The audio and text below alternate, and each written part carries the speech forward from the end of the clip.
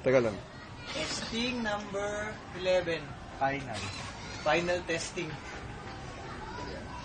So, kung makikita nyo, wireless. And then, try natin ng mabilis. Ito po yung kanyang response.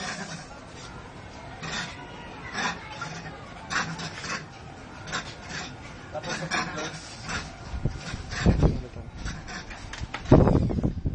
So, gumana po siya kasi pinalitan namin ng UHF transceiver. Makita natin yung transceiver.